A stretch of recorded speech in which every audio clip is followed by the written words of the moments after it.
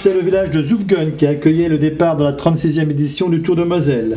Avec la première étape de la communauté de communes de Cattenom et environ, Zufgen-Volmerange-les-Mines, longue de 149 km. On retrouve au départ de cette 36e édition 22 équipes de 6 coureurs.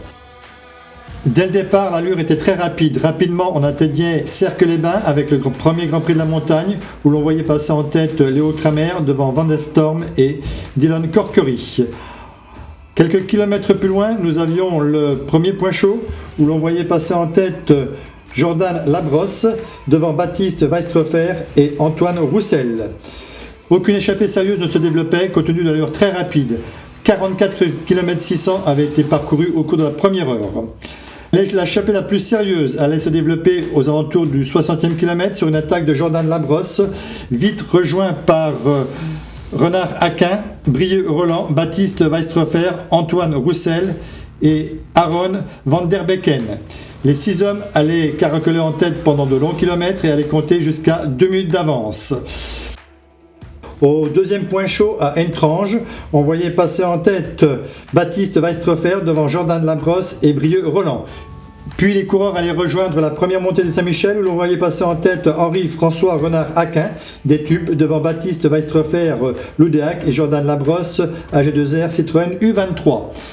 L'écart allait fondre puisqu'il tombait à 35 secondes à l'entrée de Volmerange-les-Mines, puis moins de 30 secondes peu après le passage à niveau de Zufgen.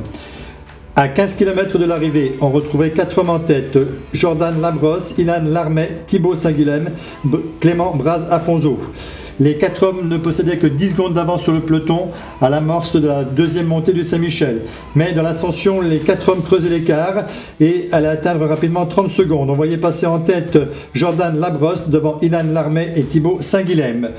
Les 4 hommes conservaient leur avance, voire l'augmentaient, puisque l'écart passait à 50 secondes à l'amorce de la dernière ascension, le mur de Tange.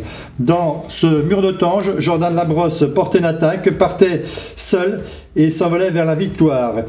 Il terminait donc en solitaire devant Ilan Larmet, Thibaut Saint-Guilhem, Clément Braz-Afonso.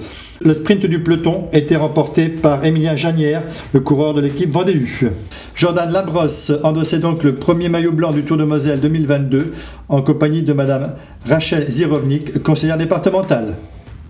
Le maillot vert de leader du classement des points chauds de la région Grand Est revenait sur les épaules de Baptiste Weistrofer et le maillot orange de meilleur coureur du Grand Est sur les épaules de Elliott Pierre, amicale cycliste bisontine, des mains de M. Bayard, représentant le Crédit Mutuel.